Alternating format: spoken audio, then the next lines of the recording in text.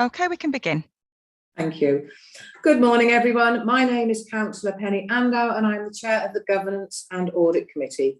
I can confirm that the committee officer has conducted a sound check before the start of the meeting, so I assume everyone can hear me. Thank you. Can I welcome everybody to today's meetings where we are all attending remotely. In addition to Cabinet members, we also have non-committee members, Cabinet members and officers joining us to assist with our discussions. For those viewing the live stream recording, committee members are identified with an asterisk next to their name. The meeting will be recorded and live streamed and will be available for viewing after the meeting. Should the live streaming fail, the meeting will continue and a recording will be available through the Council's website following the conclusion of the meeting. Can I remind members that translation facilities are available and to choose your language of choice. If you wish to speak, please use the raised hand function. You can also use the chat facility, but please note that I may not be able to monitor the chat facility during the meeting.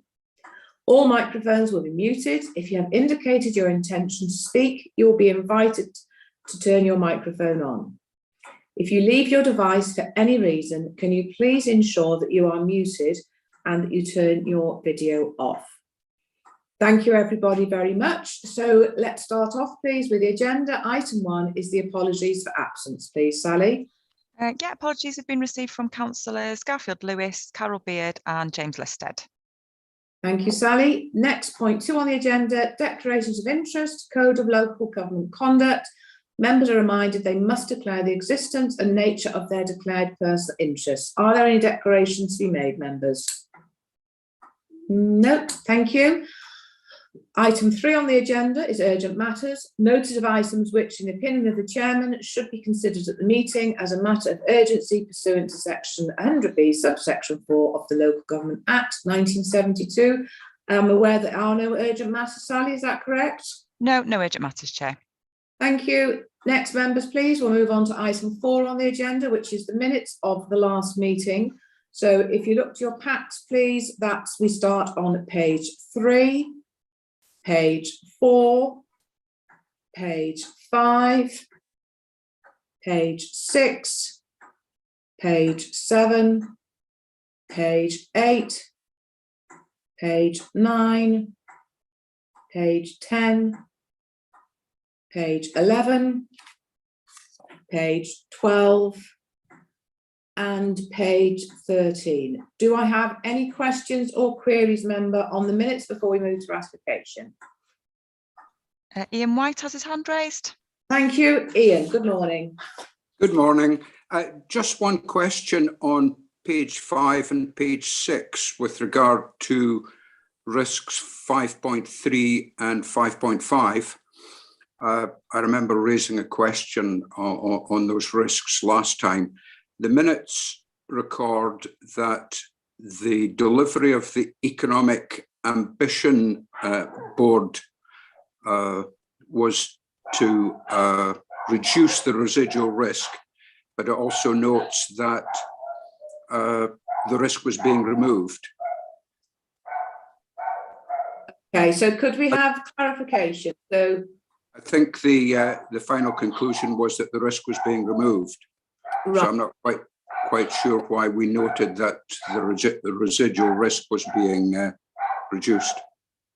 Okay, so let's have could we have an answer to that question, please? Take it.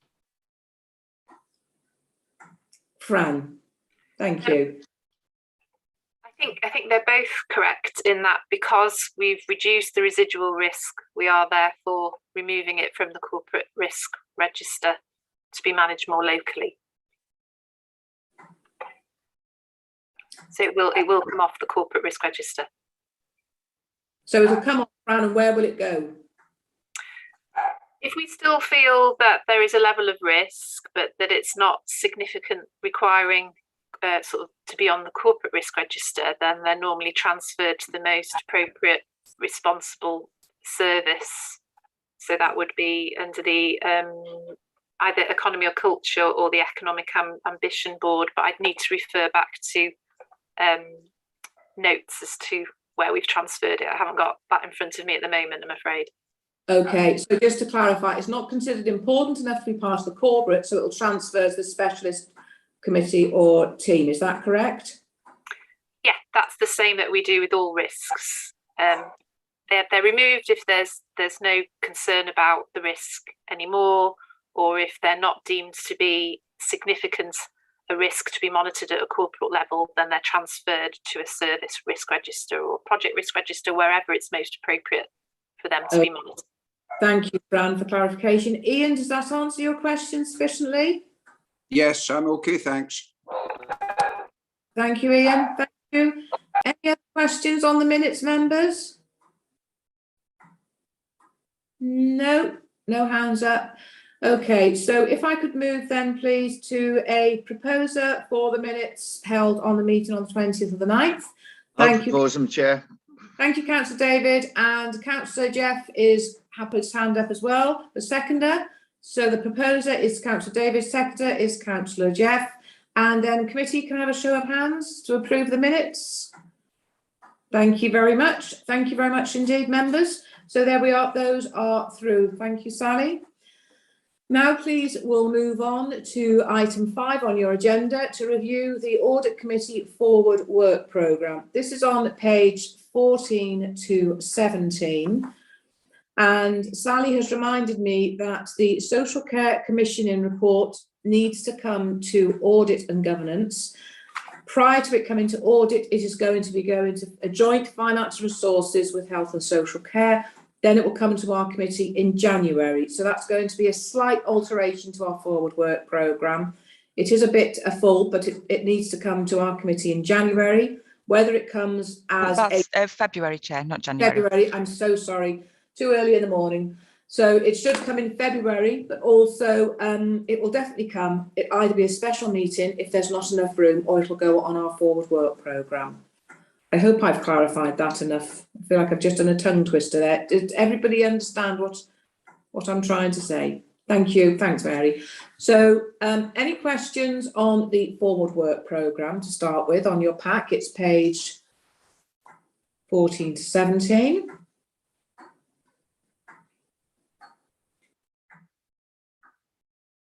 Yeah, Ian White's got his hand raised, Chair. Ian.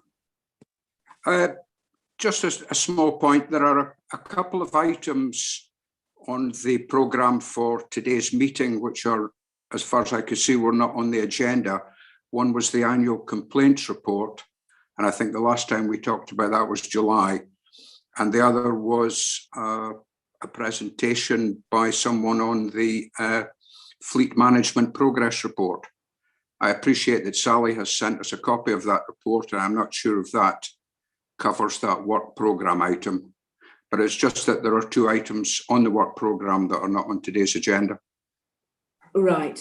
Could we have any comments, officers, please, about that? I can come in, Chair, on the complaints report. Thank you. There's some additional information that needs to be put in there. The report review group had picked up on some information that was missing, and it'll take a while to collate that information, so that will be coming to the next meeting. Thank you very much. And then the next point Ian made about the fleet report.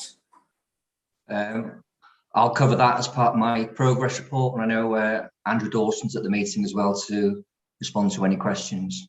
Okay, this is today's meeting, isn't it, Keith? We're talking yes, about. It is, yeah. Yes. Thank you. Thank you. Ian, does that satisfy your queries on that, please? Yes, thank you. Thank you very much. Any other comments on our forward work programme, members? No? Okie dokie, thank you. So on our forward work programme then, please, could we have a proposer for the forward work programme? Thank you, Mary, and a seconder. Thank you, Councillor Andrew Wood, and a show of hands, please, members. Thank you. So we all agree the forward work programme. Thank you very much. And we're going to add in February, the Social Care Commissioning report. Thank you. Now, members, if we can move to our item 6 on the agenda, which is to consider a report by the Head of Audit and Procurement Services on the following matter. This is the internal audit performance, 1st of April 2021 to 30th September 21, pages 8 to 13. And I believe, Keith Williams, you're going to be taking us through the report. Yeah, good morning. Good morning. Thank you, Keith.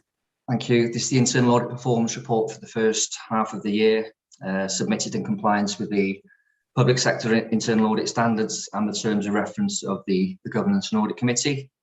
The report analyses the performance of the service for the first half of the year and is supported by appendices A to E, which details the progress against the performance targets for the year and the work undertaken in the first half.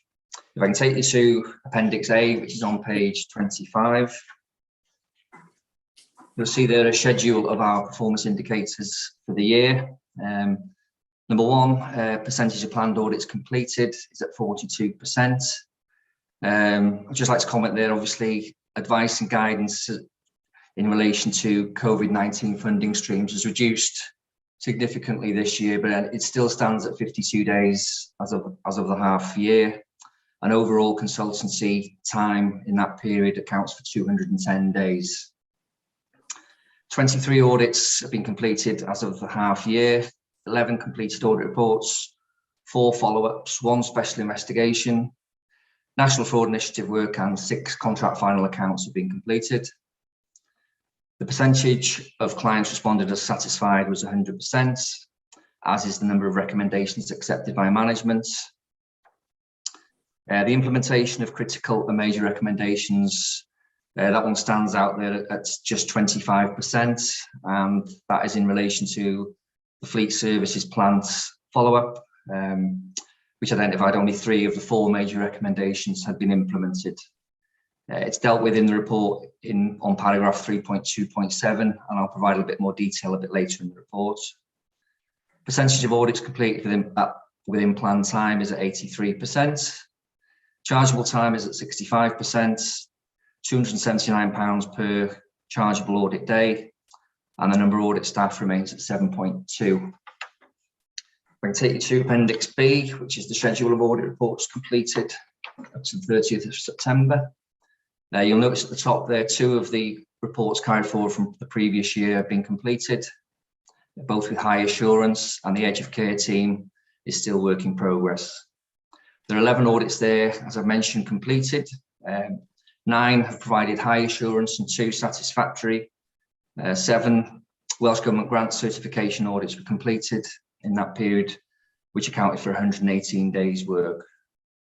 In the green there at the bottom, you will see 9 audits that were work in progress as of the 30th of September. Appendix C identifies follow-up audits undertaken in the period. The blue badge was reported previously is now high assurance. Emergency duty team and cemeteries and CREM. Unfortunately, there's still a number of recommendations there that have not been fully implemented, so that will require further follow-up work in 22-23. There's 3 audits there that are currently work in progress in relation to follow-ups, social care commissioning, direct payments, and the application controls SIMS. And as previously mentioned, the Fleet Services Plant audit was limited assurance in July 20 and remains limited assurance. If I can just give you a bit more detail and a bit more context in relation to the Fleet Services. As I've mentioned, it was undertaken in July 20 and it made 12 recommendations, 4 of which were categorised as major and provided only a limited level of assurance. Due to COVID-19, the follow-up was not completed until some 15 months later in October 21. The follow-up identified that 3 recommendations have been fully implemented, 6 are still considered to be work in progress, and 3 have not been implemented. Whilst it is acknowledged that the COVID-19 pandemic had an impact on the implementation of some of the recommendations, it is evident that of the 4 major recommendations made, only 1 has been fully implemented. As a result, there are still significant weaknesses in internal control in relation to plant inventory records, stock records, and fuel obtained on open fuel data fobs. If I can give you a little bit of background and context in relation to the inventory records. The last comprehensive plant inventory check has not been undertaken since 2009-10, So it's probably about 11 years since a complete check of all our plant was undertaken. At that time, it identified quite significant variances between the book record and what was actually in the ownership of the authority at that time, and quite a bit of stock plant items had to be written off at that point. A similar recommendation was made in 2014 that a full plant inventory check should be undertaken, and that was not implemented. In relation to a bit of context, the plant inventory records currently identify the authority has 909 items of plants. Whilst each department has provided an inventory list of plant items currently in their possession, there are concerns over the accuracy of the lists as they differ significantly from the records held on the Fleet Master system. Because of the errors and omissions evident in the departmental lists, Transport are not confident that they are an accurate record of all the plant items in existence and are reluctant to update their master record. It is considered a priority that a full inventory check of all the authorities' plant is undertaken as a priority as soon as practically possible. In relation to stock records, plant spare part stock records have not been maintained since 2016, when the Tranman fleet management system was implemented. This system does have a stores module and we are licensed to use it, but it has not been implemented. The last stock take due to COVID has not been undertaken since 2019, when the stock was valued at 65,792. But without stock records recording receipts and issues, there is no perpetual stock balance available and no rolling programme of stock checks can be undertaken. Another two of the major recommendations were in relation to the refuelling of plants and the use of fuel fobs. Obviously, fuel fobs are used to allow council vehicles to obtain fuel at council depots. Fuel fobs are generally issued to vehicles, specifically to vehicles, so consumption reports can be obtained. But there are open fuel key fuel fobs which are used for the refuelling of plants, hire vehicles, and in emergencies. The first audit identified that the records maintained in relation to location and the officers responsible for these open fuel fobs were inadequate, but it was confirmed at the follow-up that adequate records are now in place.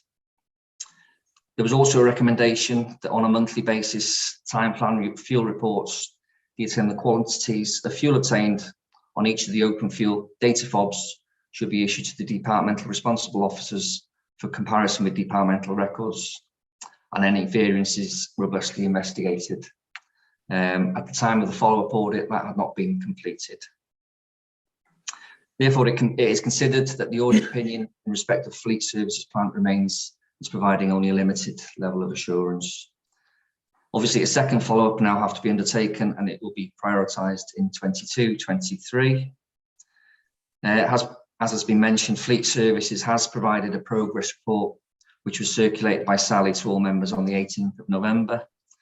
And the Transport Manager, Andrew Dawson, is in attendance at the meeting to provide a further update and respond to any questions that you may have. Just to complete our report, Appendix D provides a summary of special investigations undertaken in the year. There was just the one in relation to social care, where an investigation report was completed. And that, together with National Fraud Initiative work, has accounted for 12 days' work. Appendix E is a schedule of the 6 contract final accounts completed. 4 were reported at the previous meeting. The 2 additional ones are in relation to Ysgol-y-Ffordd kitchen alterations and the Conway Culture Centre. This work, together with CPR exemptions, has accounted for 25 days in the year. Also, just like to mention in relation to the Conway Culture Centre that an audit was completed in September 21 on the tendering and contract management procedures performed by ERF Consultancy Services, and it provided a level of high assurance and only 2 minor recommendations. Just like to refer you to paragraph 5.2, which is the endorsement of the report by the responsible cabinet member, Councillor Chris. And the recommendation is on page 18, paragraph 2.1, where members are asked to consider and provide comments on the assurance provided to the Governance and Audit Committee regarding the progress and performance of the service in the first half of the year. And I'll happily answer any questions that you may have. Thank you very much, Keith, for presenting that. And members, Andrew Dawson is here also to reply to any queries. So members, could I have your questions, please? Councillor Chris, good morning, how are you? Good morning, Borodar. Yeah, it's just the going to the fleet services really. I'm surprised that there was no rolling programme of stock taking. I know from my own practice that stock taken can be a real bind, and you know, if there are discrepancies, you've got to investigate them and so on. But there always are discrepancies, just in the nature of people taking stock and not inappropriately, but sometimes not recording it, or recording it in error. You know, it's a constant battle to keep it precise. But in my own experience, you know, if you don't have a strict rolling program of stock taking, then things can go out of hand quite rapidly, and then it's too late to come up with explanations, or you know, it's lost in the midst of time. So just wanted to ask Andrew what plans are in place to rectify that. Sorry, yes. Yeah, so we're currently in the process of implementing a new stock system. We'd really arranged it with the company who do our current fleet management system. Unfortunately, due to COVID, they need to come in and do a lot of work on the site. So it's been slightly delayed. And then this year, we've gone through a procurement with the National Procurement Service to award a contractor who's going to do consolidated invoicing. So that has just been awarded last week to the company in Mockdra, Truck Parts. So we've got a meeting arranged with them for next week. They're going to come down and meet with the company who do our fleet management system, Tramman. And then we're going to implement the system hopefully in January. So that's going to be a barcoding system whereby we'll be able to then scan the jobs, the parts onto each job. So hopefully that will then now be a complete system in place as of early next year. Sounds good. Yeah.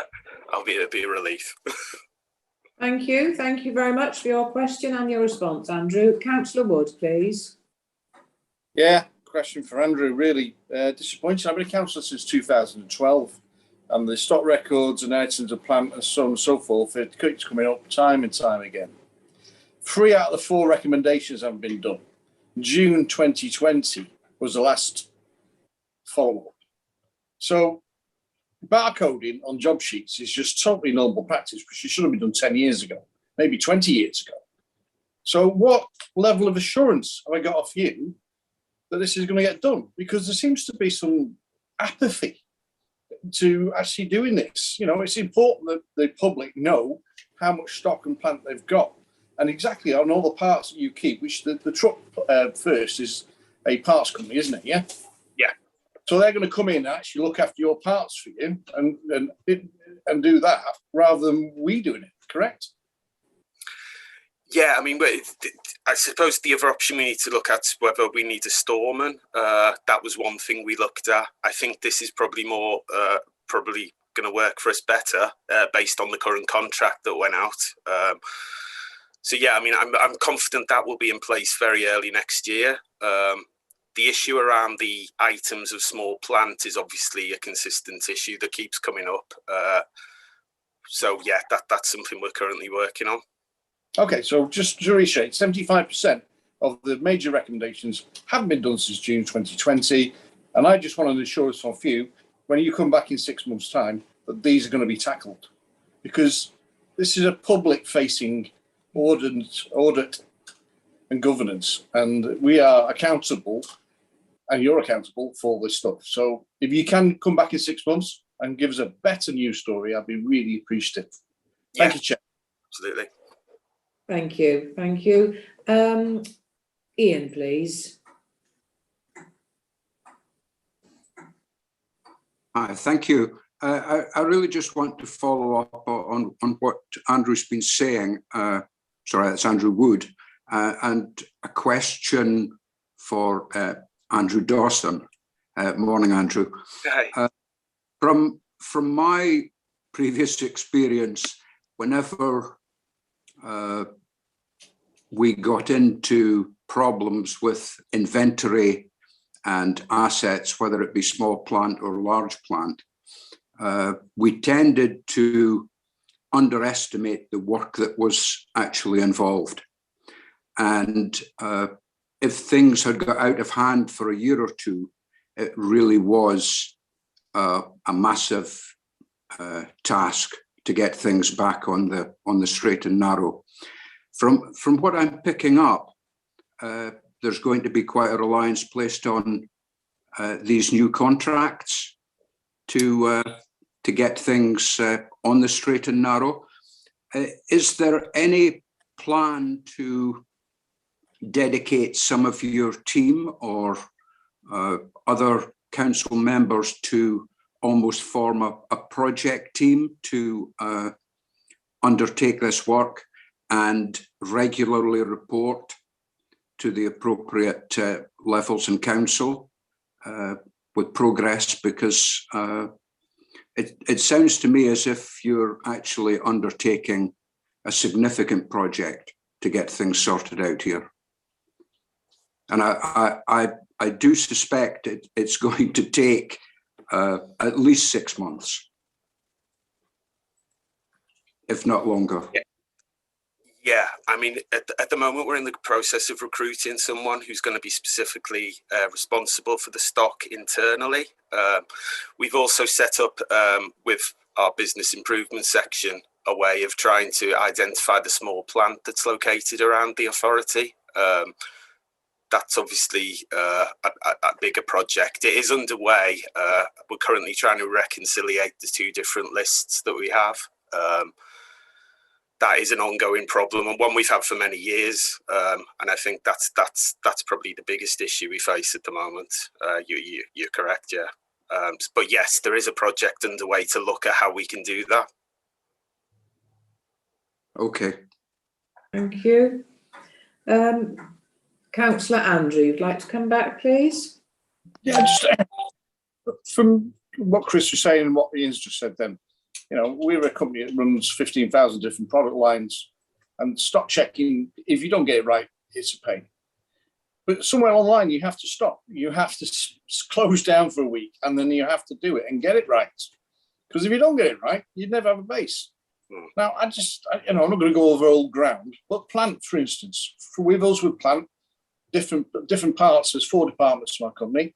They've each got their own code. So we know that they're responsible for those. And it seems that basic thing's not there. You know, is Tanigoppa responsible for its stuff? Are the lads in Mocha responsible for their stuff? So this is what we need to really do. I'm sure you've got it in hand, but it seems strange that we're having to bring external people in on what is, inverted commas, a simple-ish system, although it needs a lot of, obviously, base work to start with. So how does each depot account for all its plants? Yeah, I mean, at the moment, as it should work, they have their own list. So obviously, if it's a large plant, such as like a JCB or something of that ilk, it comes through fleet. We purchase the stuff. With the smaller plants where we have bigger issues is obviously each section within the authority goes out and purchases their own stuff. So as it's meant to work, as someone purchases, for example, a strimmer or a small lawnmower, they should, in theory, bring it into our depot to get a plant number.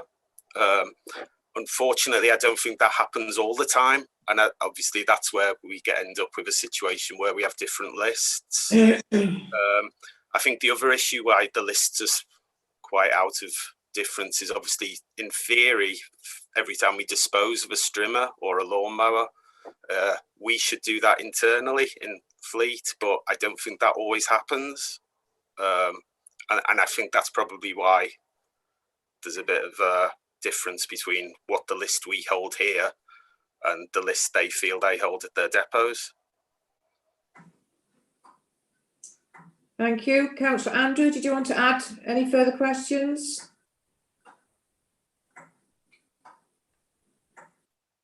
No, thanks, Chair.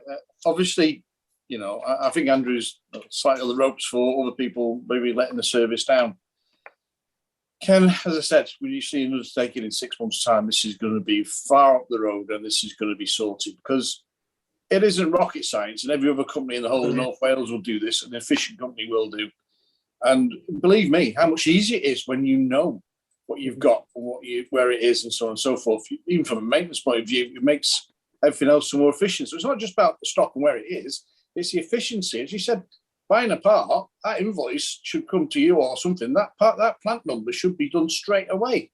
Yeah. And then you know exactly where it is and what's done. So it just seems that people have, I can't use the right word, but people have not followed a procedure or been bothered to do it. So if you can, we leave it with you to sort it out, please, Andrew. Yeah. Yeah, absolutely. I'd be completely reassured myself when we get a full, accurate list. Thank you. Thank you very much. And can I add, Chair, that obviously I've been a bit vocal here, but if Andrew does need some resources and some help in the interim, I think Ian went on about this, that they should be done in the meantime, yeah? Not just truck services, maybe some internal help. So I don't know if Keith's got any recommendations on that, because obviously he does a lot more audits and checking and so on and so forth. So either that or Mike. Thanks, Mike. Okay, thanks, Andrew. Keith, would you like to add to that point, that there could be assistance internally rather than externally as well? Yeah, I think it's truck parts is more associated with the stock control of the actual stock of spares within the depot in Mochtra. Actually going out and checking in the inventory of plants is actually going to be internal. That's going to have nothing to do with truck parts. I think that's right, Andrew, isn't it? Yeah. So basically, it is just a significant job for a couple of days to try and go out there and actually, which we've done in the past a couple of times since '96, we've gone out and actually counted every item at plant just to make sure that where we're starting from is complete and accurate. Because, like you say, unless it's complete and accurate to start with, then you're fighting a losing battle all the way through, really, aren't you? But it is a significant piece of work, but it's something that's got to be done internally by fleet with the cooperation of departments, really. Okay, thanks, Keith, for clarification. Ian, we'll come back to you, please. Yeah, thank you. I think Andrew Wood used one word which I think was very important, which was basics. And I have a feeling that, you know, everything has to be taken back to basics now. And it sounds as if that's what you're looking to do. You to get a fresh starting point. Whether it can be done in 2 days, I don't know, because I don't know how much plant that there is. But just another question, are there up-to-date sort of standards and procedures in place that the responsible people can be referred to or trained on, so that everyone knows what has to be done on a daily basis to actually comply and give you some assurance that the records are actually accurate? Yeah, I mean, in terms of the purchasing of the stock, yeah, we have very clear records, and we have sent them out a few times to say, if you do buy any item, you need to come in and get a plant number. Unfortunately, I would say it's probably hit and miss whether that happens all the time. Yeah, so there are procedures in place. I just don't necessarily know if they're followed regularly. I'd like to hope they were, but obviously there are issues, so they mustn't be. Yeah, okay. I just wonder what can be done to actually ensure some compliance on the part of all of your colleagues, because you can even have up-to-date procedures, but if people do not comply, then we could be talking about this in 12 months' time, 18 months' time, after Keith's been out doing another follow-up or another 2 follow-ups. Yeah, I mean, we have started to trial a procedure where the purchase of small plant comes through fleet, so we would procure it for them and then issue. the items, which would probably be a lot easier from our point of view because we have some control over it then. I think where a lot of the issues have gone is people will go out and buy stuff and maybe we don't even know it exists. That's been quite a challenge, as you can imagine. So hopefully if this new system works whereby we purchase it directly, that would be, from my point of view anyway, a much preferable way of doing it. Okay, thank you, Ian. Andrew, I wonder if I could ask two questions. Presumably, all this plant equipment has to run a health and safety. It has to go to different pack testing and all the other different things. How is that being done if we don't know what we've actually got in stock? How are we taking care of our employees? Yeah, I mean that's another concern I have. We do service a lot of the plant, but obviously we're servicing plant we're aware of, and the plant that we're not aware of, obviously that is a concern, which is another reason why we really desperately need an accurate list of what is in existence. Okay, thanks. Just one more question. I like the buy stuff. I wish I'd worked in an environment where I could go and buy something and then put in a receipt without having so much scrutiny. I'm amazed that we have this position that you can just go and buy a strimmer and not necessarily take it into store. But I guess that's all part of the inventory and the spreadsheets that has to be done and has to be really put in place. Anyway, I do feel we're covering all ground, Andrew, and I like Andrew Woods. You're on the ropes here, so I appreciate you taking all these questions and all these queries. No, thank you. You're doing a very good response on this. I'm going to move to another councillor now. Councillor Don, please. Thank you, Chair. Just a little bit of curiosity. Councillor Don, you need to turn your video off. This sounds going really bad again. Okay, yeah. Sorry, you can't see me. Yeah, okay, Andrew, yes. It's a question of how many actual stores and depots do we have holding this? And are we likely to be actually reducing that number and consolidating some of our operation in the future? And does that have some effect on future control?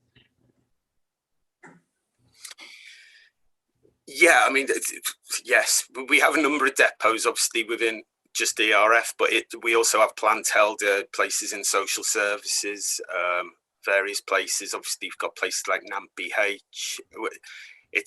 Yeah, I mean, it's basically scattered around anywhere that there's a depot in Conway. So logistically, it is quite a big area.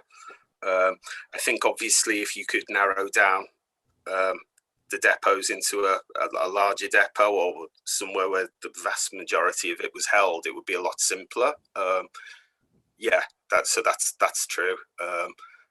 But yeah, so plants pretty much scattered throughout Conway at the moment, which is one of the issues we've got, particularly in COVID, with the way people are sort of working differently. So we have looked at the possibility of going to each depot to look at what was there, but a lot of people at the moment are obviously working more mobile stuff. Yeah. So in answer to your question, yes, if we were located in one larger place or we consolidated our depots, it would be easier. But yeah, we'd still need a robust process in place even then, to be honest. So yeah. I think a lot of the plant is actually held on vehicles as well, so that obviously complicates matters as well in terms of counting it all in one or 2 days, isn't it? Yeah, so it's not just a depot, it's probably got worse in COVID because of the need for flexibility. So best of luck, Andrew. Okay. Thank you, Councillor Don. Andrew, have we looked at how other councils run this? Because they've all got plant, they've all got these incredible items. How do we know how Anglesey run it, or Gwynedd? Because they don't appear to be having the same sort of issues. I mean, to be honest, with the smaller plants, the majority of councils, I think I might say in Wales, hire their small plant just due to the logistical challenges of keeping track of it all. So they would go to a company such as DPS and hire it. and then obviously they would then charge you for taking it. If it doesn't show up, they basically charge you for a new item. So yeah, I think certainly in North Wales, I think exclusive us who own our own stuff. Right. Okay. I mean, would that be an option to be looking at for Conway Council to be tendering it out? So we have an external person saying, I want this back, I want that back. Yeah. Yes. I don't know if it would be my decision, but certainly it's an option. No. Yeah. I mean, it's an option to throw into the pot, isn't it? It yeah, really certainly. is. I mean, that does seem to be the way over. I'm 99% certain every other council in North Wales does do that. Yeah, I'm just wondering why we don't. But anyway, that's not a question. I don't expect an answer to that, Andrew. Thank you. I'm going to move to Councillor Tristan, please, because you haven't asked a question yet. I'll come back to you, Andrew. Diolch yn fawr. Sylw os gai, cadeirydd. Dyna'n union o'n i'n mynd i, dwi'n gwybod bod o ddim o fewn gallu y pwyllgor arbennig yma, ond os ydy cynghorau eraill a model felly, pam na fedrwn ni symud ymlaen i ffordd fwy effeithiol, fel bod o'n cael ei dendro a bod o lawer fwy effeithiol. Hynny yw, mae'n rhoi braw i mi clywed, darllen yr adroddiad a chlywed y pethau hyn. Hynny yw, meddyliwch chi am rywun sydd yn y cyhoedd, aelod o'r cyhoedd yn gwrando ar hyn wan, yn golygu nad oes gennym ni syniad mewn gwirionedd faint o bethau sgennym ni, las o bod yna strimmer neu beiriant torri gwair yn cael ei brynu, a bod yna rywun yn mynd am adre. Hynny yw, mae'r peth i gorff cyhoeddus, mae gennym ni fusnes bach lleol yn Llandudno, lle siop lyfrau, lle dyn ni'n gwybod lle mae'r stoc. Hynny yw, tas ni ddim yn gwybod, fas yn fusnes eitha aneffeithiol, ac eto dyn ni'n clywed rwan bod hyn yn peri braw mewn gwirionedd. Wedyn, os y bosib, Madam Cadeirydd, bod ni yn cynnig, bod ni'n edrych ar y posibiliad o subcontractio a bod yna gwmni allanol fel mewn cynghorau eraill, mewn modelau eraill yn gwneud hyn yn hytrach na'r shambles da ni wedi clywed bore yma. Diolch yn fawr. Thank you, Councillor Tristan. Okay, so that's an option we could be looking at. I'll need guidance on that, actually. So I'll come back, Sally, to you in a minute. I'm just going to take further questions. Councillor Nigel, you've got your hand up and you haven't said anything, so I'm going to go move to you next, please. Thank you, Chair, and thank you for allowing me to speak. Yeah, disappointing to say the least. I share Councillor Andrew Wood's frustration that officers have failed to get a grip with our with the audit of the equipment that we have, and I find it very frustrating that we seem to be making excuses. You know, things like, well, we've been thinking about going out to depots and seeing what they've got. Well, to be honest, officers should have been out there and should know what we've got. They've known about this issue for many, many years, and I feel extremely frustrated that they haven't acted more quickly. As for farming the job out, well, we're obviously going to be doing that with the component parts by going to truck parts. So that's somebody that's going to be managing your stocks of parts and such. But farming out the actual equipment to hire companies, I don't know whether that's an advantage or whether that will increase the cost. Councillor Tristan seems to think it's the answer, but it's a bit like his bookshop going out and sending all the customers to Waterstones to get the books. It just doesn't smack right. I think what really needs to happen here is that officers need to get control of the stock, and never mind thinking about going out to depots and seeing what they've got. That should be their first priority, without a doubt, and if not before Christmas, soon after. And like Andrew, I would hope that they will report back within 6 months that they've got a better grip of the situation. Thank you. Okie dokie, thank you. I'm going to give Councillor Tristan a chance to come back. Andrew Wood, I will move to you next. So let's go to Councillor Tristan, then I'll come to you, Andrew.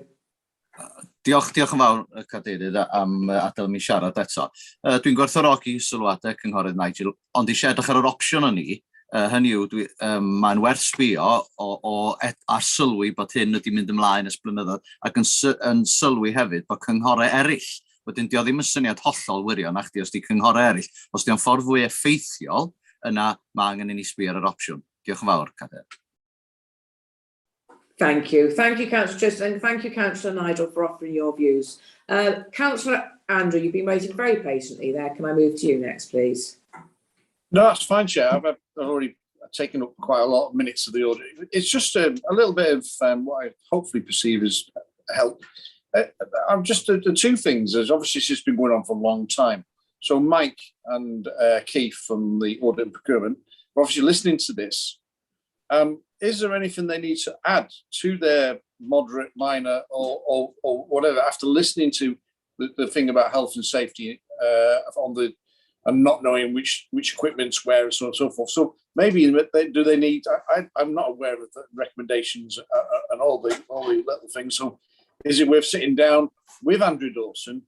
And obviously Andrew's struggling a little bit to get people on board on this, and maybe do something and bring it back to audit and say, well, this is what we need to do, or another committee. So I'm just thinking to help Andrew Dawson and to make sure that, as Ian said and other people, we're not just revisit this in 12 months' time. Is there a way of looking or strengthening the audit follow-up we've already done to add in to things that you've listened to today? Thanks for that. Thank you. Thank you, Councillor Andrew. I'm going to ask Mike, because you did have your hand up and then you went down. So, Mike, how are you available to make some comments, please? Yes, Chair. It's been quite encouraging listening to the debate, and there are obviously lots of issues that members have identified. I think there is a danger that you oversimplify what the issues are, and Andrew Dawson has, for want of a better word, admitted things are not the way they should be or could be. But let's not get carried away with issues around truck parts and whether or not other authorities hire small plant and tools. We hire small plant and tools from time to time because we don't necessarily own all the small plant and tools that we need to use on any particular job.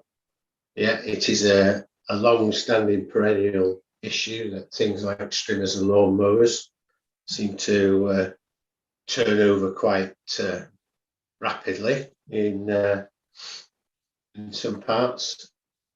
I know historically, and I'm going back over the many years, that we have had issues of small plant and tools disappearing, and as I'm sure that other authorities similarly have the same types of experience.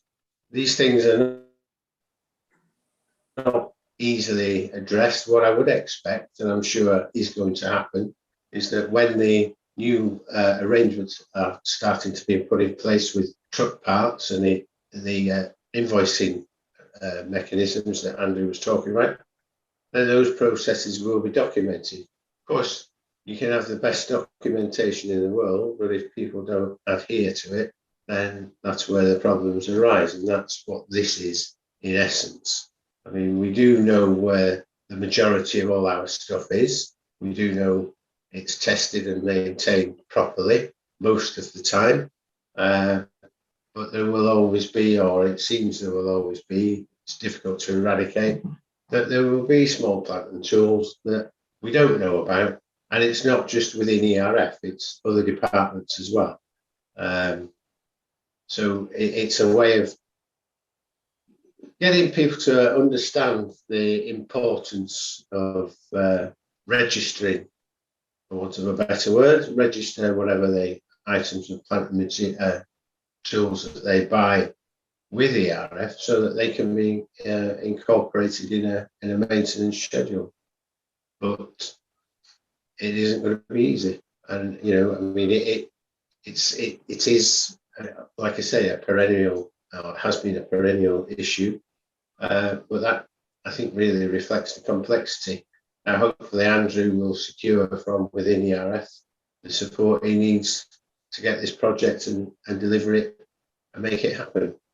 But it needs to go. It goes beyond the ERF, and I think members need to be aware of that. Okay. I mean, we in audit can help, and we do help and advise, particularly around processes and controls. But at the end of the day, we don't operate these mechanisms. We simply help with their design.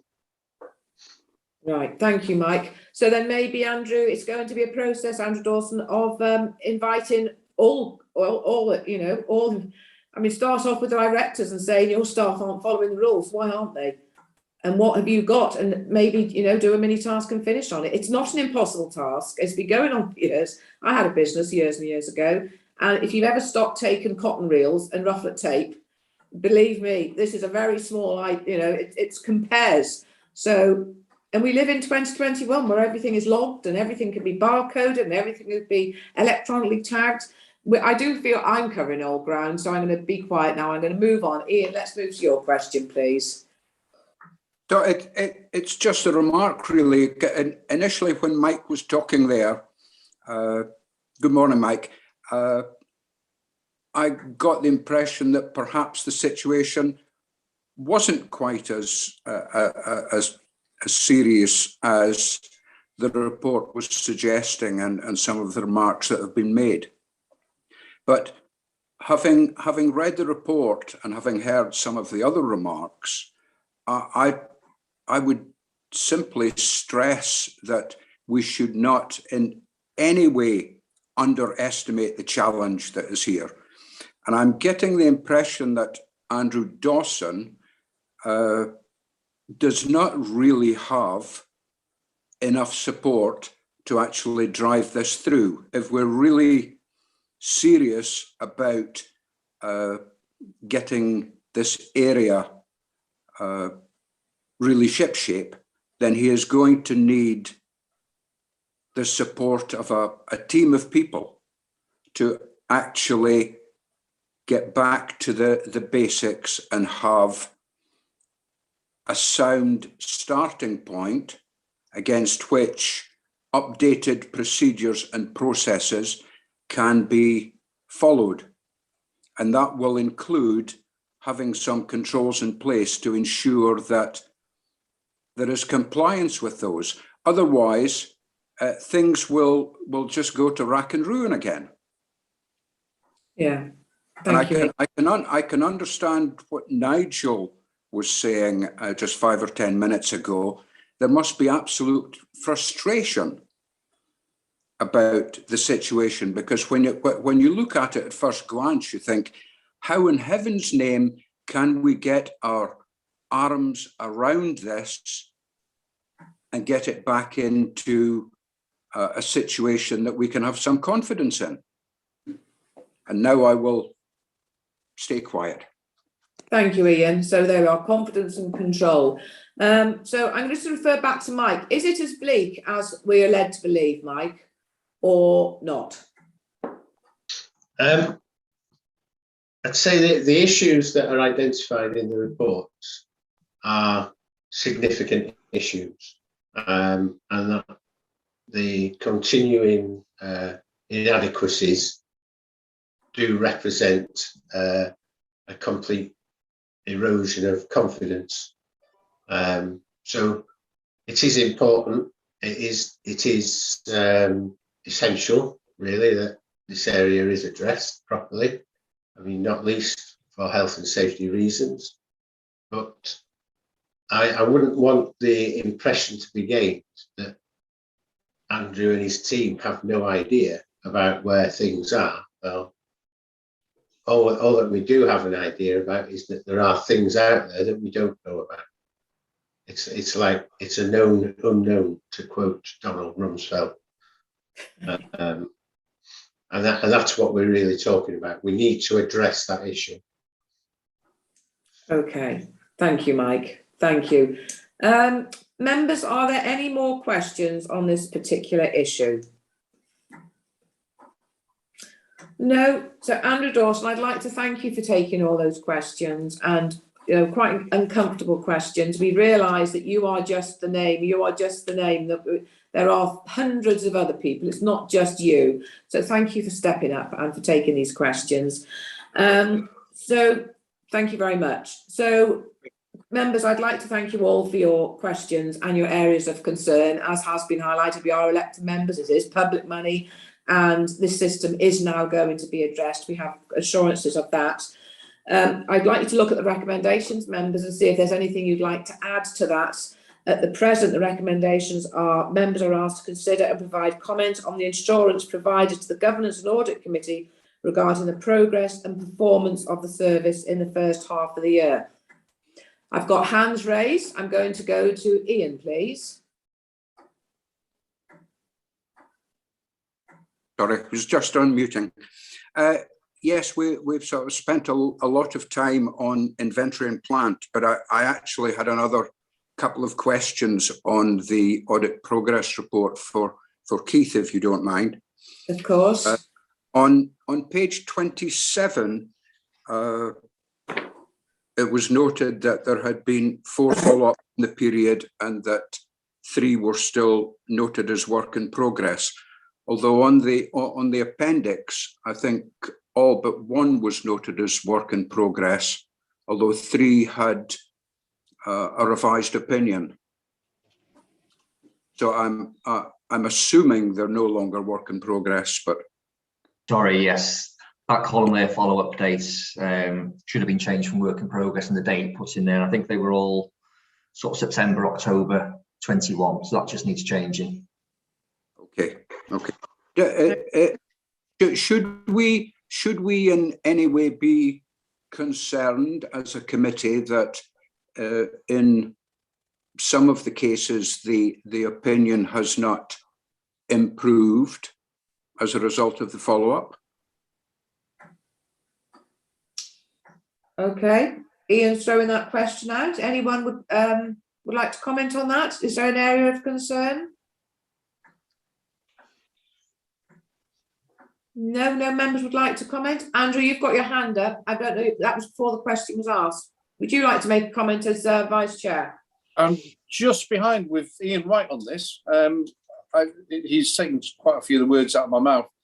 Firstly, I just need to go very briefly back to what we said before. I think the Chief Executive needs to see that last 20 minutes of talking about plant and to see what he thinks of all this, because at the end of the day, this is a problem that's been going on for years and he knows about it. And maybe we may need to go from the top down on this one due to seriousness. So that's a recommendation from me. Whether it gets followed up, I'll leave that to you, Chair. 3 and 4, emergency duty teams and cemeteries.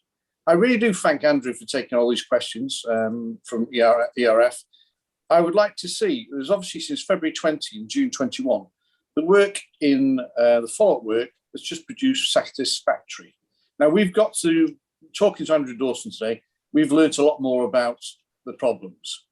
And I would like to see officers from the emergency duty team and the cemeteries and crematorium, which, although there's no major issues flagged at the moment, there are minor ones, and the response from, basically our audit team have done a work in progress and not got any further forwards, which must be really frustrating for them. So if I can ask you, Chair, that they can be brought for the next meeting, that these 2 can be team leaders or officers in charge, can be brought in front of this committee, not to give a grilling, but to find out exactly what's going wrong. And again, I've got to thank Andrew Dawson for all the help, and possibly maybe he may welcome the help of the Chief Executive to sort of sort this out somewhere from the top down. Thank you. Okay. Can I just comment there? Yes, of course, Keith. It is our procedures that if an audit is limited assurance, then we bring it to the Governance and Audit Committee at the first follow-up if it hasn't been implemented. Whereas with the other 2, the emergency duty and cemeteries and crem, they were initially satisfactory with no major recommendations. So our procedures there are if there's been no improvement at the second follow-up, which will be undertaken in 22-23, it's at that point that they actually come to Governance and Audit Committee to explain the lack of progress, if you like. So it is in hand, and if there haven't been improvements at the second follow-up, then they'll be invited to attend. That's 2 years further on, Keith. That's 2 years further on. That's a long time in my from a governance and audit. If there's problems, that's a long time. So that's just a comment. Is that not the normal time frame, Keith? Is that what that's what is adopted in policy, is it? Generally, in our procedures, we try to undertake a follow-up within 6 months, but obviously it depends when management responds to the action plan, that the implementation dates. Obviously, in some instances, it can take up to a year, and then obviously we can't do a follow-up until after that point. But obviously COVID has had an impact as well on our resources, so we get to them as soon as we possibly can, really. But if in these instances when there hasn't been an improvement, we'll prioritise them early next year. Okay, so you're saying then, Keith, it can be prioritised to January, February? Yes. Okay. Councillor Andrew, does that satisfy your question? Thank you, Chair. Yes, you know, there's lots of other bodies who've dealt with over the years have really sort of worked hard to get rid of their moderate and minor issues. These are sticking. I think they need a bit of a kick to make sure from audit to make sure that they do carry on and get these things sorted for the good of our public. So yes, please, Keith, January, February next year, revisit them and find out exactly what they are or not doing, and bring them back to this committee if you are not happy. Thank you. Thank you, Councillor Andrew, and thank you, Keith, for doing that. So we can expect it January, February of next year. Is that correct, Keith? Yes, we'll do our best to get it. Like I say, they've only just been completed, the first follow-up. So we'll have to have a look at the implementation dates and perhaps give them 6 months to get things sorted. But certainly by the end of 21-22, we'll try and get back and do a follow-up, second follow-up. Okay, that's great. Okay, thank you, Keith. Ian, you've got your hand up, please. Yes, thank you again. One final question on page 31 on the contract final reports, with specifically on the culture centre, Keith. I noted that the increase in cost was roughly £282,000, but the sample that was checked or explained only totals around £30,000. Were the remaining costs relatively small items, or was there anything significant making up that 282,000 increase? If it's okay, can I get back to you that and circulate a response to that? Obviously, this schedule's been put together by the senior auditor who undertakes the contract final account work, but I'll certainly look further into that and get back to you if that's okay. Okay, thank you. Thank you. Thank you both. And members, any more questions about the report, the internal performance report, before I move to recommendations and possibly rewording any recommendations? Can I move forward then, please, members, to recommendations? So we'll look at if we're going to need to comment on this. The only recommendation is members are asked to consider and provide comment on the assurance provided to the Governance and Audits Committee regarding the progress and performance of the service.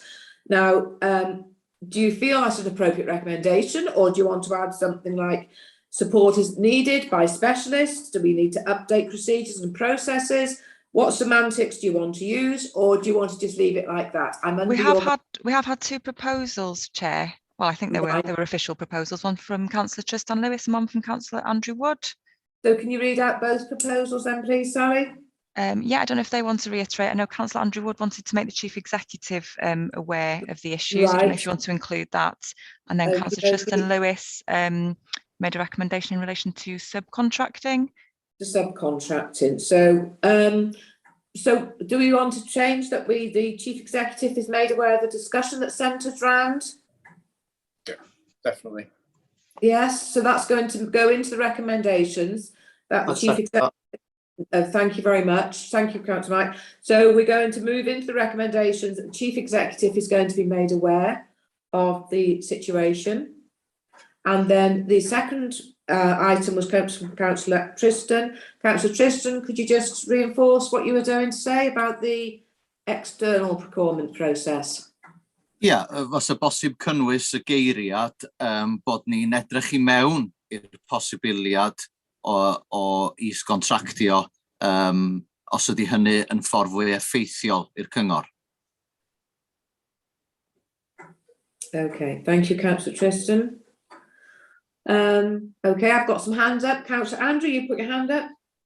Just briefly, Chair, I'd like to see 2.2 that we revisit this every 6 months with Andrew Dawson, sorry. So because we can then support him And as we've really spent a lot of time on this, and we've spent a lot of time over the last few years, I think we really need to bring this on and as best we can. Yes. So 2.2. Thank you. 2.2. Okay. Chair, I believe Sinead Parry wants to come in. Thank you. Yes, can I just say that the plans report has gone to SLT, so the Chief Executive is aware of the situation. Thank you. Thank you. So do you feel, members, that he needs to hear our comments, or if it's already going to go to him and he's aware of the concerns? Are you happy to leave it like that and just move to the 2 recommendations? I'd like to for him to listen to this morning's debate, to listen to Andrew, and to listen to the rest of you, because, you know, it's quite, you know, and to Mike and to Keith and to everything, it's like a revolving door. So I think he needs to do something about this. So, fine. Okay. You know, if you do that, yeah, maybe we're looking for a response from him regarding this committee and the questions and queries they've raised, in addition to the other thing that's going to SLT, possibly. Ian? Oh, thank you, Penny. I've just lowered my hand again.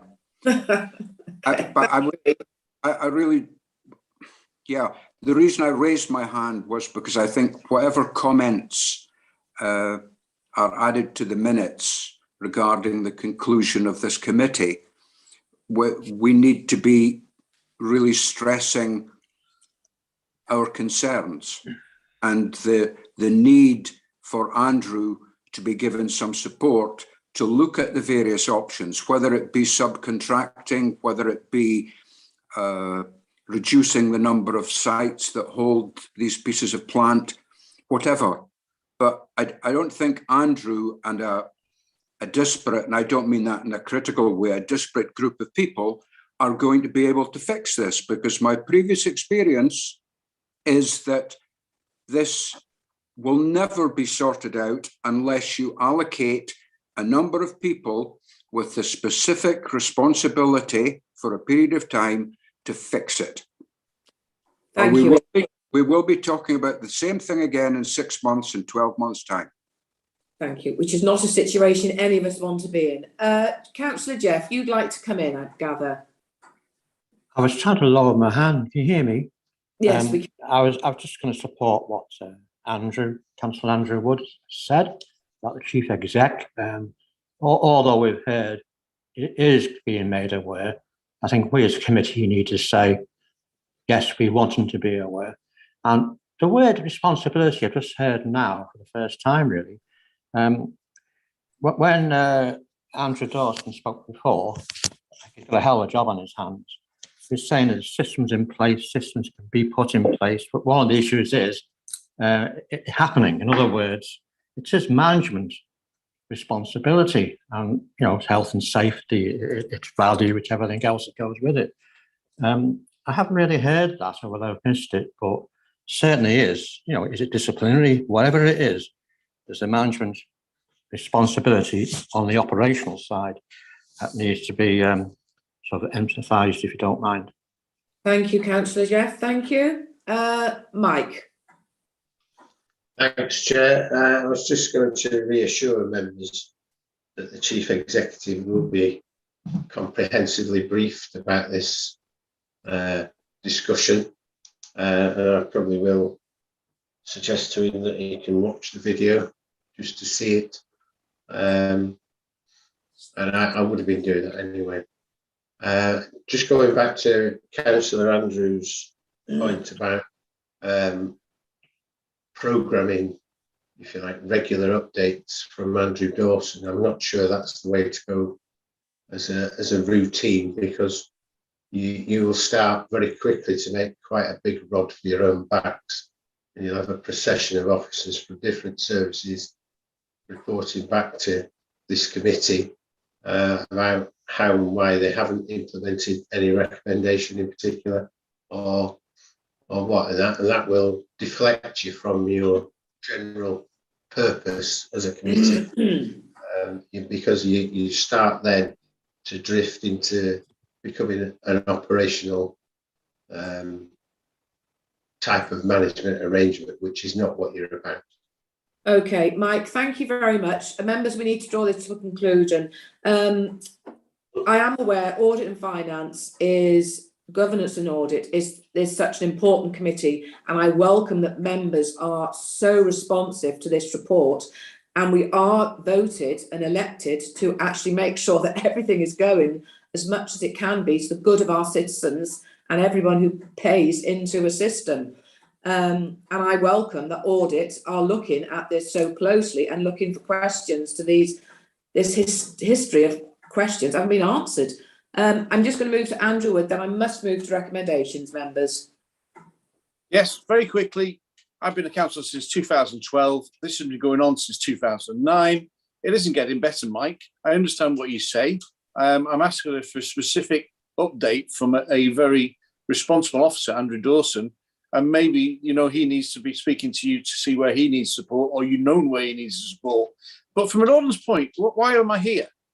If something's not getting done, if Keith and Shannon are spending their time doing work in progress and follow-up, and it's not happening, and it's not happened for 10 years, well, what are we about? This is what we are about, to my mind, is making sure that this gets done.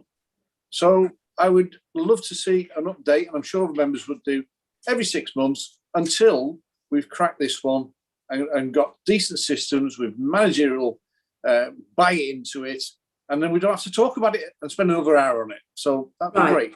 Thank you, Andrew. That was a recommendation 2.2. Thank you. 2.2 is looking to possibility. Okay. Sally, can you read out the recommendations for us, please, that members have now given? Yeah, so we've had 3 recommendations in total. I don't know if you want to take them all together or if you want to take them separately. That's entirely up to you. I think basically we take them all together, because so I would need somebody to propose them in their entirety and somebody to second that. Thank you. So we have that the Chief Executive be made aware of the issues raised at today's meeting. We also have Councillor Tristan's recommendation that the possibility of subcontracting be looked into to see if it's the most efficient route for the council to take. And then we also have Councillor Wood's recommendation that the report be revisited every 6 months until there's a resolution. Thank you, Sally. Can I just check with members, are you happy with that recommendation? I've just got Councillor Chris, you've got your hand up. Yes, I think Councillor Tristan's recommendation is delving into the service too deeply and is not the remit of this committee. I don't think. I mean, his point is a good one, but I would prefer if I mean I would really only support the first 2 parts of the recommendation. I think that's getting too intricately involved, as Mike has pointed out to us. I don't think that's the remit of this committee to delve that far into the service with a recommendation like that. Right. Members, would you, how do you feel about this one, that we delve in too deeply? I'm going to go, Councillor Jeff, please. Councillor Tristan's suggestion or recommendation, it's not saying do it, it's saying look at it as a possibility. That's the way I'm reading it. And where we find ourselves now, any support, any help should be looked at. You know, it's a serious situation. So I think Councillor Tristan is right, if you don't mind me saying. Thank you. Thank you. And Ian? Perhaps we can get around this by making some form of recommendation that consideration be given to setting up a small team or whatever to look at the various options that may be available to Andrew to get this set of issues fixed. Is that a recommendation, Ian? Well, I'm suggesting it's a recommendation. I don't have anything from the discussion so far or the responses that a sort of coordinated, focused effort is going to be made to improve this serious situation. Thank you. Councillor Don. Thank you, Chair. I'm a little concerned about this because apparently we have got a new system coming in, working with another supplier, and that has yet to be proven effective or not. And until we know that, any other review of the system would seem to be perhaps surplus to what we need to do. I mean, well, the question is, are we confident that this new system will actually work? Can Andrew give us some degree of confidence? Can Keith show some confidence in this new development and new package or operation that we're employing? Thank you. Can I just come in there? I think that the new system that's been talked about with truck parts is to do with the stock that's actually held in the depot, which is spare parts for when repairs and that sort of stuff is undertaken. I think the real issue is the plant inventory, the 900 items that are out there within the authority that we don't know exactly where it is and whether it still exists or not. So I think it's a different issue, the truck parts issue with stock and the actual inventory of plant that needs to be a complete inventory check that needs to be undertaken, which I don't think is affected by the new system and truck parts. I think that's right, Andrew, isn't it? Sorry. Yeah. Yes. That's right. Yeah. With the inventory check at the moment, it probably is. Yeah. It probably is a case of trying to get out to the various locations and just trying to check. Somehow, yeah. Right, okay. Now, members, we're going to have to move towards recommendations because we're sort of going around in circles here. So, how do we feel now? Councillor Chris came in saying that we're digging too deep into it and it's not part of our role, but have a recommendation 2.2. Would a recommendation 2.2 updated procedures and processes and controls are in place by a set time limit for our recommendation, our second recommendation?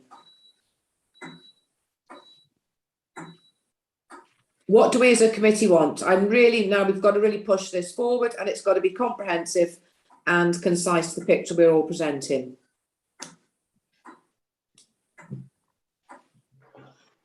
Councillor Wood. I just want to chair, as vice chair, I just want assurance that when we, as vice chair and chair, come to the next meeting, that something is going in a positive direction. I take on board what Chris Cater said. Maybe that can be looked at as a separate item, but maybe even Andrew Dawson can maybe have a suggestion on that by looking at in the practicalities of that. But definitely, I'm happy that the chief executive's going to know about this. I've just seen a message from Charlie who's going to bring it up at Cabinet and Chief Executive. And I'd also really, really like to support Andrew Dawson in 6 months' time and find out if he's happy with the way that the new system or the implementation of his ideas and system, which I'm sure he's got, and the management buy-in is good. So however you want to word it, I don't care. Let's just move on and let's measure. Move on. Councillor Tristan, you're going to be the very last person speaking about this before we move to recommendations. Diolch yn fawr, Madam Cadeirydd. Ddaru cynghorydd Jeff eilio yng nghynnig i, ond dwi yn derbyn be oedd cynghorydd Andrew Wood yn deud yn fan hyn rwan. Os ydy rwy'n yn edrych arno fo fel rhan o waith gwahanol, edrych ar subcontractio iawn, ond sy'n licio cael ei ystyried, beth bynnag. Dwi'n mynd deud nad oes gennym ni fel Pwyllgor yr hawl, ond os ni'n licio fo yn rwsut rwbryd i edrych, os ydy cynghorau, mae'n amlwg bod cynghorau eraill yn neud o, mae'n amlwg felly bod yn effeithiol, ond fel mae Andrew Wood yn deud, pa bynnag ffordd ydych chi'n eirio fo, da ni eisiau symud ymlaen yn does. Diolch yn fawr. Councillor Tristan, thank you very much indeed. So Sally, we're going to take the recommendation out about subcontracting. So we're going to have put in that support is given to Andrew Dawson, special support is given to Andrew Dawson to ensure procedures are in place. Is that all right, members, if we have that as the recommendations? Yes? Thank you all very much. Thank you. Thank you. So we've got both recommendations noted, Sally. So yeah, can I just check? Can I just check who's proposing in its entirety? Okay, proposed in entirety, please. I want one proposer. Andrew Wood's put his hand up. Next proposer, Jeff Corrie's put his hand up. Members, can you all vote on those two recommendations?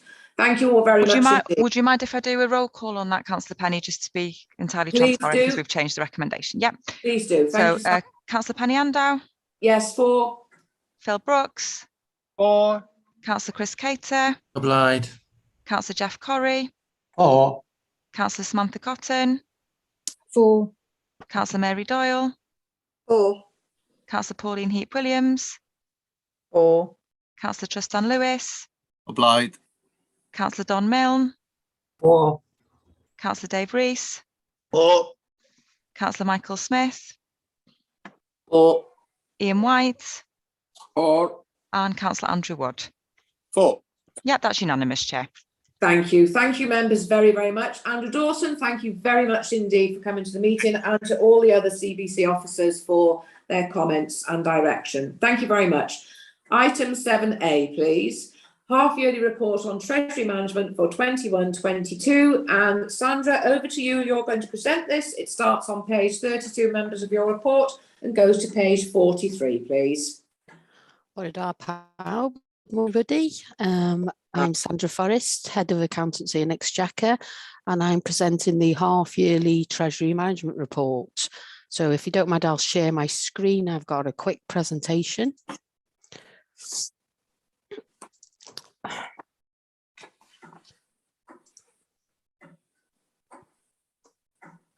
Okay.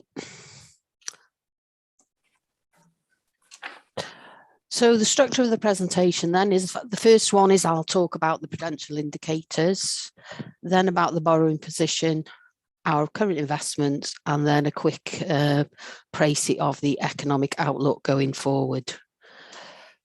So prudential indicators, what are they and what's changed for the half-yearly report then? So the first one is the capital expenditure plans. So this has been to Cabinet recently. So the original capital programme approved back in March was 24.928 million. This was revised upward in September to 66.613 million. And this was due to reprofiling of schemes from the previous year and some new grants that we'd received or we were going to receive. And then in November 21, Cabinet approved the revised programme for Q2, which estimated that the spend for this year would be 45.667 million. And of that, then 49.2 would be carried forward into 22-23 and subsequent years. So overall, the programme approved is in excess of £90 million. The next indicator then is the capital financial requirement. So this is the measure of the authority's underlying borrowing needs. So it's basically your mortgage, so how much you owe for undertaking capital expenditure. So the original estimate was set at 269 million. We revised that down now to 237 because some of the schemes were taken out of the programme or we've had more grant funding, so it's less of a burden on the authority. The next indicators are the authorised limit then. So this is the maximum amount that the authority can borrow at any one time during the year. So it was 303 million. So that's been revised down to 270 million due to the revisions on the capital programme. And then the operational boundary, so this is about the level that we operate, so the amount of outstanding borrowing throughout the year. So it was at 293 million and that's been revised down to 260 million. So what this includes then in the operational boundary then is your net CFR, so this is from the capital programme. It also includes the amount that we have on leases, so for the Coed Petler building, etc. That's 50 million. And then we put a little bit of headroom in for RSG and salaries, and that gives us the operational boundary of 260 then. Borrowing position then, so where are we currently? So we have 82 million in PWLB, so Public Works Loan Board. So this is borrowing from the central government. So that's remained stable for a number of years now. We haven't been and borrowed from the PWLB. We have market loans of 31 million, so they're historic. So these are the LOBO loans that we have in place. And then as of Friday, we had temporary borrowing of 48 million. So this is borrowing we take out from other local authorities. which when I come on to it, we'll see the rates, what we're borrowing for temporary borrowing. So our total debt position then is 161 million.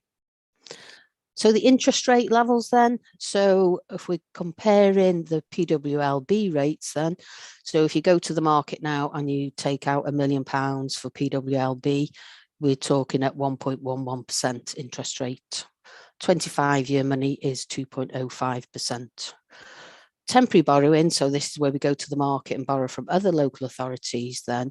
So we're getting 0.03 to 0.15%. So as you can see, that's well below the PWLB rates. Our current loans then with the PWLB range from 2.3% to 9.5%. And as you see, those 9.5% loans are the historic ones that we took out back in the 80s, and we've still got them on our books.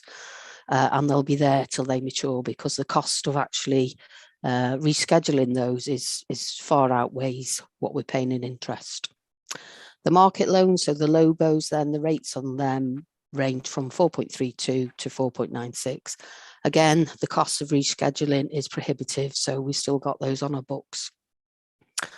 So our budget for interest payments, so for that 161 million, the budget we have for those payments is 5.7 million. So we'll come in round about that.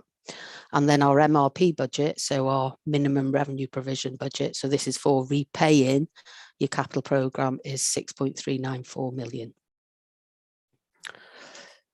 So this is our temporary borrowing position. So you can see here the other authorities that we're borrowing from. So we've got 11 million Kent County Council. So they've obviously got a lot of surplus cash that they're willing to loan out at 0.05%. So really cheap, the borrowing from other local authorities.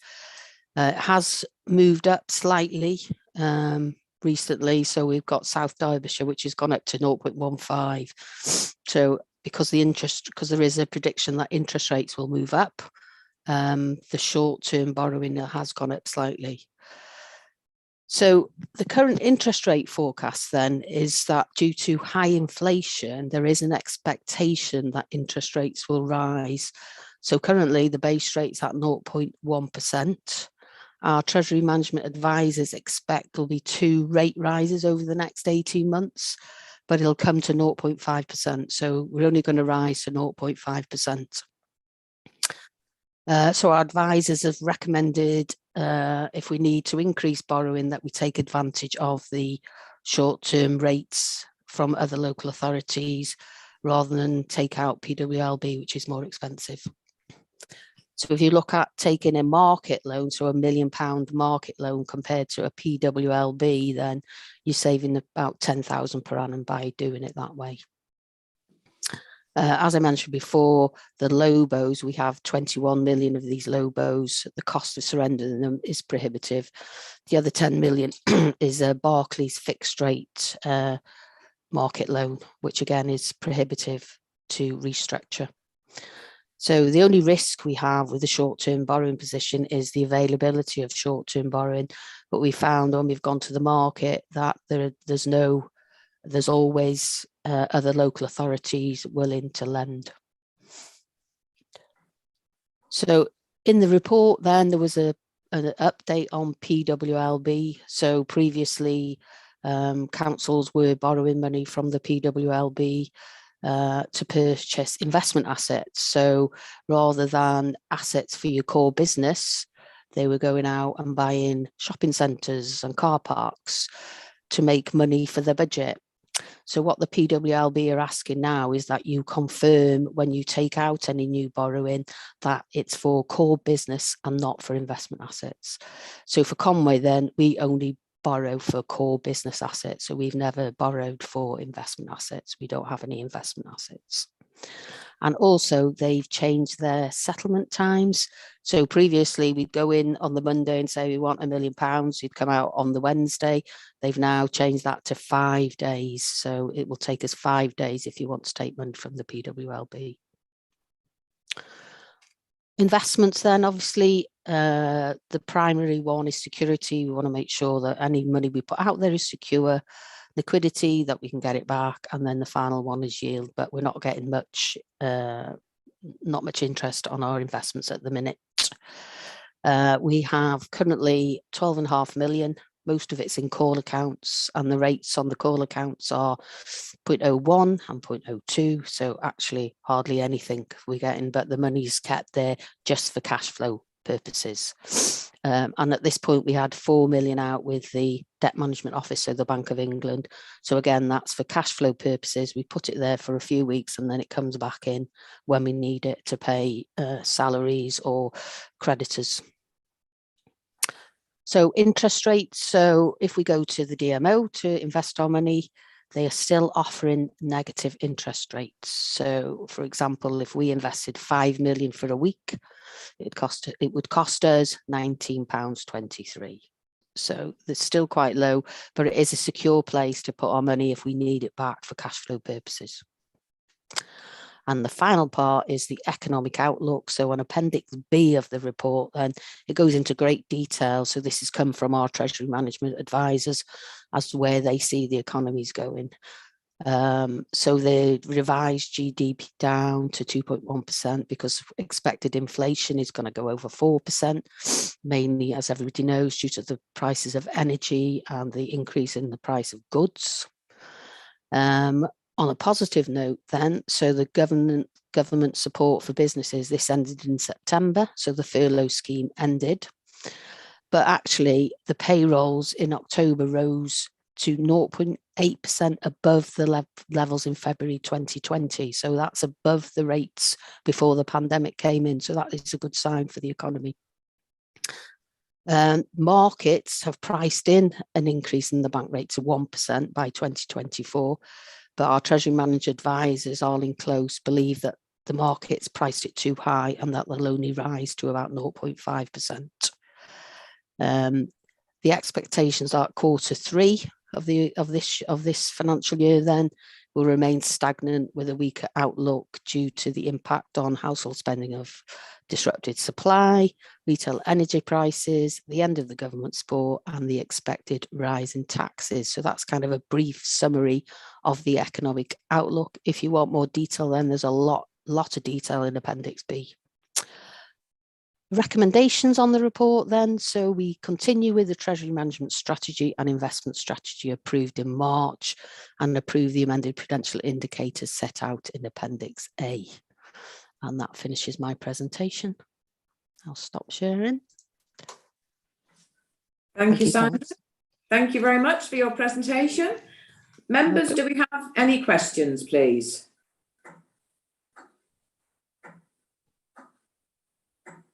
No questions?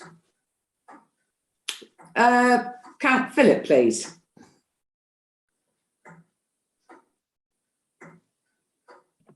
Thank you, Chair. I'd just like to ask Sandra about the table on page 36, which is the revised capital programme. Does she think that the revised approach that she indicates will lead to a better forecasting of the outturn at the end of the year? Historically, I am aware that we've always spent about 25 million. Does she think that we'll get to the 45 million or not? I mean, does the revised approach lead it to be more optimistic? Yeah, thank you, Phil, if I can answer that question. Then, Phil, is we are meeting with the cities on a regular basis to update their estimated outturn, basically. And we are pushing on them whether they will complete. Yeah, and each time, so if you look approved, it was 66 million. That's now been revised down to 45.6 million. So yes, hopefully, maybe the next report we bring, it might be reduced again because I know that there is difficulty out there with getting contractors on site to complete a lot of these works. Okay, thank you. Thank you, Chair. Thank you, Philip. Members, any other questions, please? No more questions. Shall I move to recommendations? Yes, I will. Sandra, thank you very much for your report. Philip's got his hand up one more time. So Philip, let's question. No, it wasn't a question. I was going to propose that we accept the recommendations, Chair.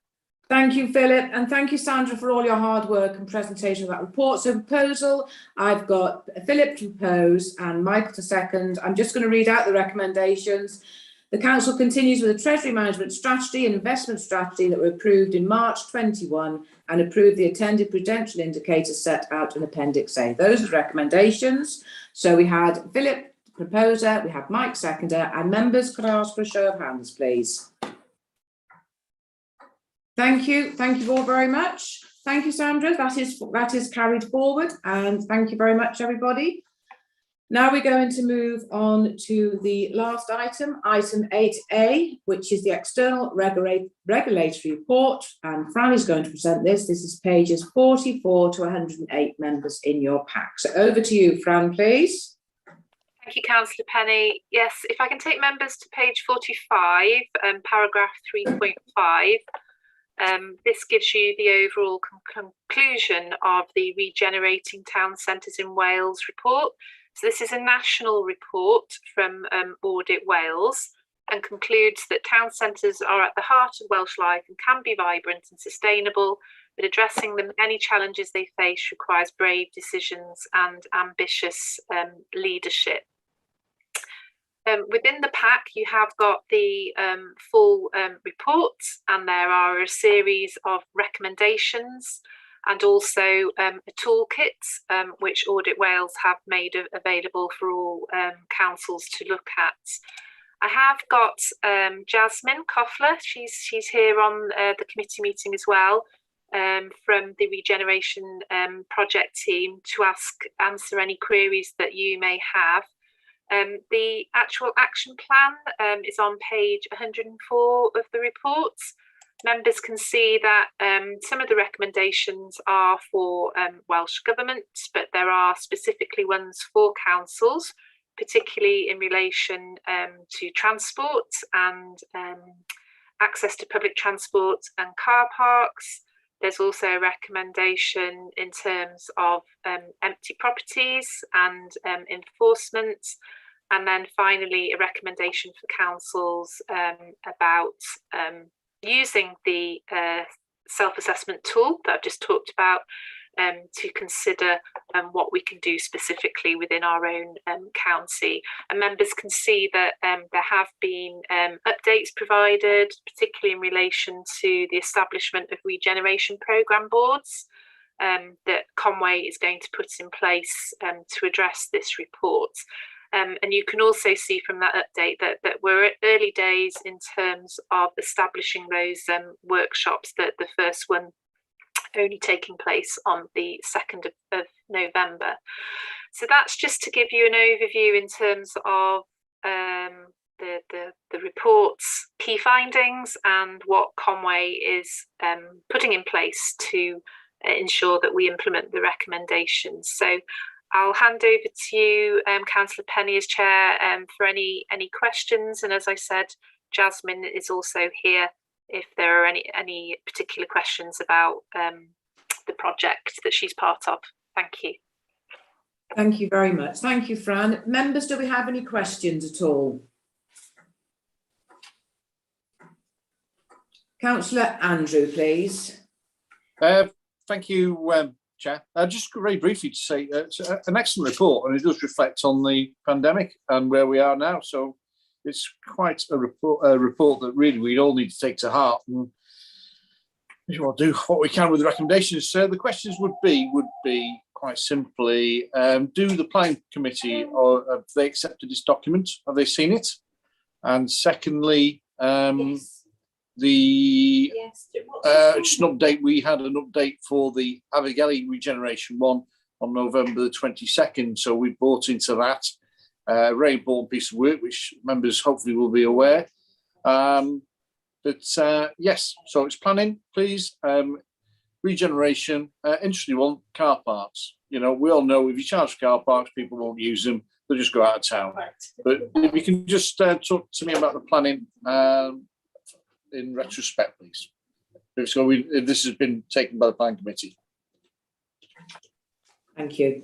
So could somebody have planning had this, Fran? I'm not entirely sure, Councillor Penny. I'm just wondering whether Jasmine is able to inform members as the membership of the programme boards. And I'm assuming, although I can't confirm, that planning are involved at that level. Jasmine, are you able to clarify? Yeah, I would, as these are quite new and I'm just stepping in today for Ellen, I'll double check that and yeah, report back on that one. So yeah, just to check that planning are involved. Thank you very much. Thank you, Councillor Andrew. Philip, please. Thank you, Chair, again. I thought it was a very interesting report. I just wondered if I noticed that they'd written that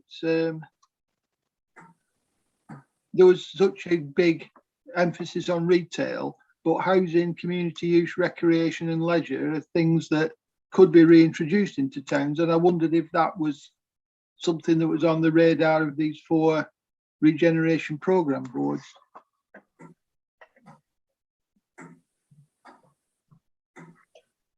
Yeah, if I can just come in there. Yeah, just to say that, yeah, I will be presenting this report to all of those boards. So they will be aware of what's in that report and that point that you've just raised, that there is more opportunities within town centres for leisure and other sectors, not just retail. So yeah, they will be fully briefed on that. Okay, thank you. Thank you very much, Jasmine. And Councillor Don, please. Thank you, Chair. Yes, a lot of it in this report, a lot of great interest, but I'm wondering how much this really needs to be examined in a lot more detail at Economy in Place. And I'm not sure if Nigel's still with us around, if he'd like to make some comment regarding that. Also, the reference to in the recommendations of the report there about non-domestic rates, which has already been briefly mentioned, perhaps that should also take into account not just the problem of overcharging of non-domestic rates, but also the fact that the exclusion for certain small activities, in particular when we're looking at the small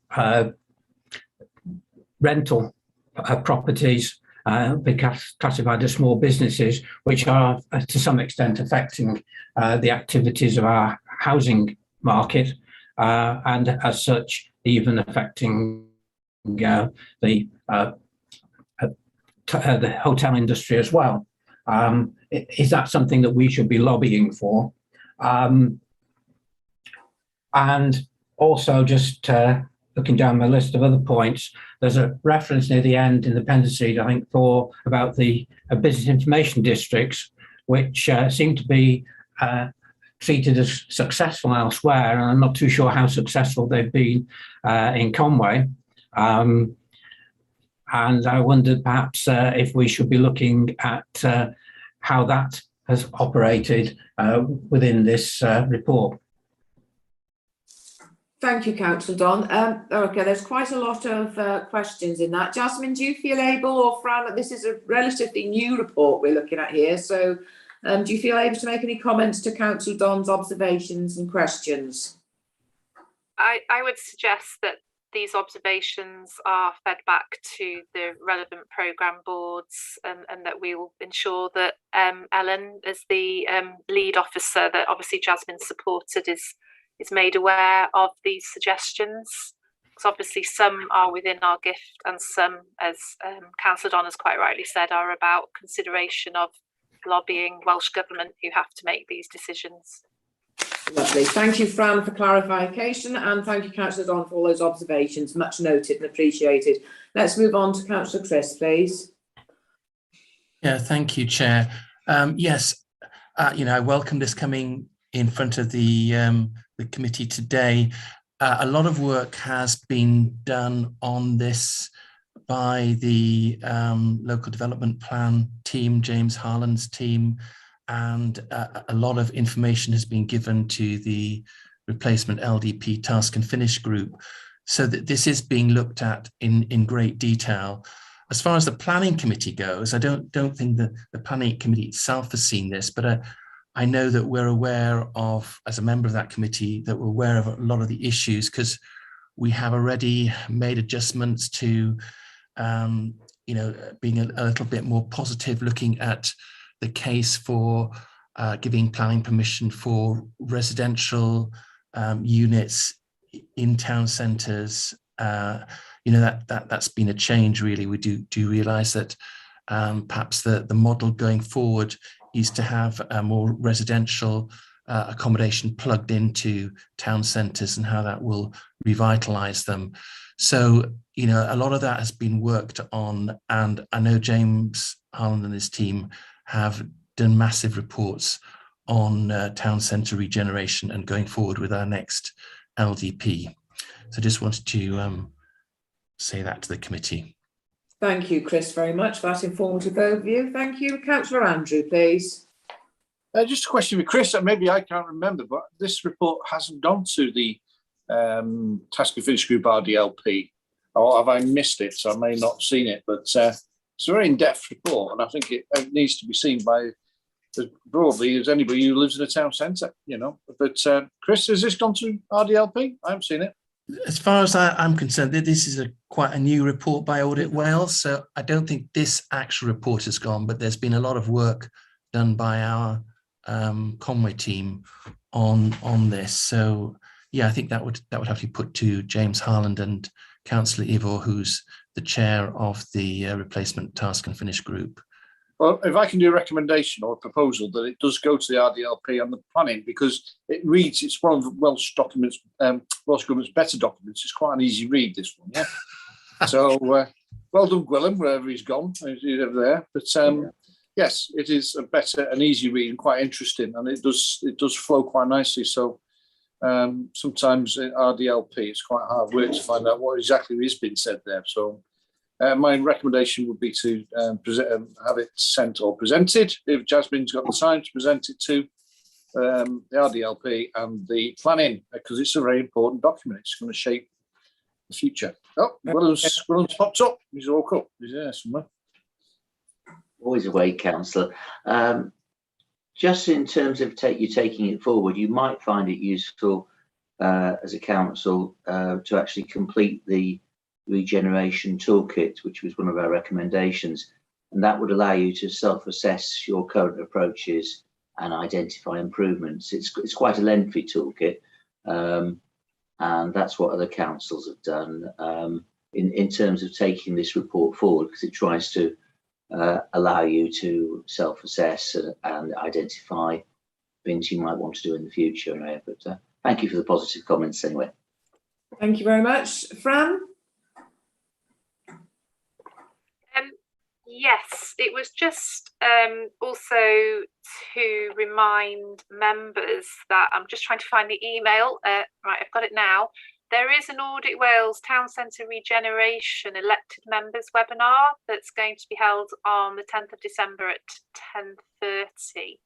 I know we have circulated this to key elected members, and I think we've put it in the members bulletin, but I can certainly circulate this flyer via Sally in case any members of the committee would like to go to that webinar. Great, thank you very much, Fran. Any other questions at all, councillors? No? So, well, thank you very much for presenting that. And Jasmine, nice to meet you, and Fran for giving us an overview. Very important document, like you said. I would think lots of town councils will get involved in this and get consultations going and really move the community forward, and to see how it can be changed and altered, because obviously society's changed completely in the last 2 years. So I'll move to recommendations because there are no questions. We've got 2 recommendations. Governance and Audit Committee was asked to endorse the report and accompanying action plan, responded to recommendations and proposals for improvement. And Andrew would like to add another one, 2.2, that this all goes to RDLP and planning. So there are 2 recommendations there. Would I have a proposer, please? Thank you, Councillor Andrew. Seconder, Councillor Jeff, thank you very much. And all members, raise your hands, please. Thank you all very much indeed. That's all agreed. So thank you, Fran. Thank you, Jasmine. Members, thank you all very much. That's the end of the meeting. I think this meeting's shown that even though the report pack is only 108 pages long, that doesn't dictate how long or short the meeting is going to be. So thank you all very, very much indeed. Thank you for all your comments and look forward to seeing you at the next meeting. All